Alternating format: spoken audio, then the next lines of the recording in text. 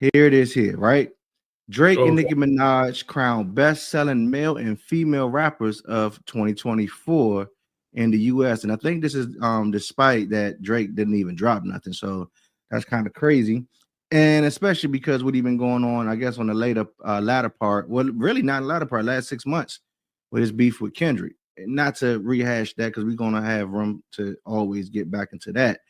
But my bigger question to you is, did Lil Wayne did he drop the ball with these two as a label?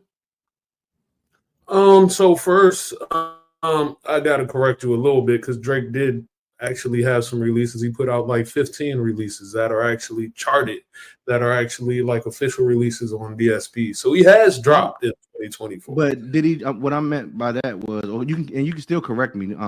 Did he release like an actual project, or was they just like different releases? No, I think they were like the 100 gigs that he put out, and at some point UMG hit him with a strike, it looks like they hit him with a strike and made him put it on DSPs. But Oh, okay, they still counted streams. okay. So And he, my question: did Lil Wayne drop the ball?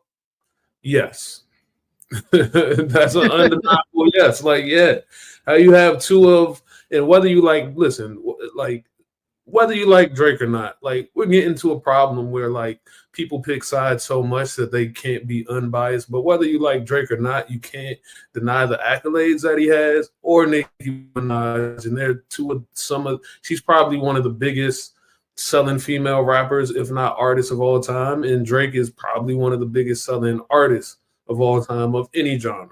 So to have that come out of your own camp and you don't get a piece of that, he probably gets like a little percentage, but like to let that slip through your grasp, did Birdman let Lil Wayne go?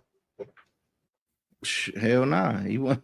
Lil Wayne still with him, ain't That's your answer right there. So, yeah.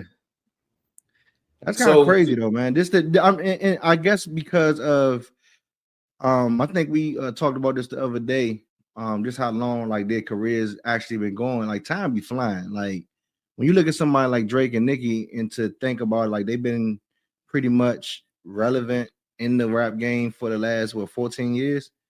Seemingly right since like like 2012, that, right? yeah, something like that. I think who came out first? I think Nicki I kind of think it made a came little out like a or yeah, Drake, like a yeah. little bit, but around the same time, like 09, 10, 11, something like that. Yeah, that's kind of crazy. Like I said, and to still be the number one selling male and female artist in 2024, and that's like you can arguably say that's probably with a decline in both of their careers. Yeah. You know? Nikki already hit her peak. I think she's done like she's hit the highs that she's gonna hit, but she's certain artists, man, when they get to a level, they're kind of too big to fail, right? Like take somebody even like Busta Rhymes, who might not get, he might not do a lot of album sales, but try to book Busta Rhymes for a show and see what he's gonna charge you. Even somebody like 50 Cent, when's the last time he had a major song in rotation? He just had one of the highest grossing rap tours, Yeah, and he got a residency out in Vegas now. right. But I think that just kind of speaks to that time in which like they actually came out as artists, because it seemed as if artists from that time and especially before, like they had a grasp on their audience, like they had real loyalty from their audience. And I think that's, people become real fans, and I think fans today are very fickle today. They're very fickle, and like all it takes is you have one little blip. And I mean, maybe it's because we are in a time of cancel culture that people just ready to, just to throw you away as soon as they get an opportunity to. Then it's like on to the next. You know what I mean? So Well, I maybe. think it's a combination of that. I think that plays a part in it, but I think they're some of the last rappers, at least rappers, that come from an era of artist development, right? Like before Drake hit the scene, True. really hit the scene, he's working with Lil Wayne. He's working around greatness.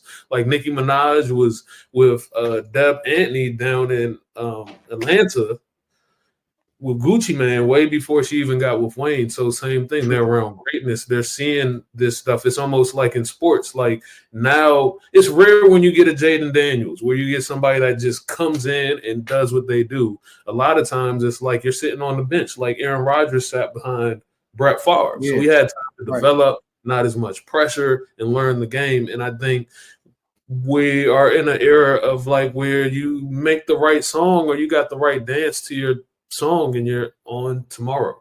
And that's true. I do think you made a great point with that about people at least having that chance to actually develop, because a lot of these guys these days is very guys and girls, I should say, it's very rare for them to kind of actually have like stage presence and being able to have that connection with their audience. But hey, salute to Nicki and salute to Drake with that. I mean, that's all I can say. Shit, because being 14 years in the game and still with a decline and still pretty much being the number one and male and number one female selling today is it should always be commendable.